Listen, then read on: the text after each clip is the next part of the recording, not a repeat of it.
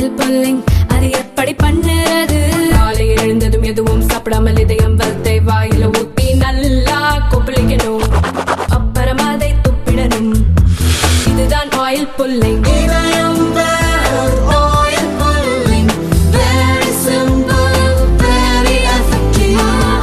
கிருஷ்ணகிரி மாவட்டம் போச்சம்பள்ளி அருகே அரசு பள்ளியில் 8ஆம் வகுப்பு மாணவி ஆசிரியர்களால் பாலியல் வன்கொடுமை செய்யப்பட்ட சம்பவம் பெரும் அதிர்ச்சியை ஏற்படுத்தியது. சம்பவம் குறித்து மாணவியின் பெற்றோர் மற்றும் கிராம மக்கள் குழந்தைகளை பள்ளிக்கு செல்ல விடாமல் புறக்கணித்து போராட்டத்தில் ஈடுபட்டனர். இந்த நிலையில் மாவட்ட ஆட்சியர் தினேஷ்குமார் மற்றும் காவல் கண்காணிப்பாளர் தங்கதுரையுடன் பெற்றோர் பேச்சுவார்த்தை நடத்தினர். அதில் பள்ளியில் பணியாற்றிய ஆசிரியர்கள் அனைவரையும் மாற்ற வேண்டும், சிசிடிவி கேமராக்கள் பொருத்த வேண்டும், பாதிக்கப்பட்ட மாணவிக்கு அரசு நிவாரணம் வழங்க வேண்டும், அவரது உயர்கல்வி செலவை அரசு ஏற்க வேண்டும், எதிர்காலத்தில் அரசு வேலை வழங்க வேண்டும், மேலும் பள்ளியில் புதிய கழிப்பறை மற்றும் சுற்றுச்சூழல் மேம்படுத்தப்பட வேண்டும் என அடுக்கடுக்கான கோரிக்கைகளை முன்வைத்தனர்.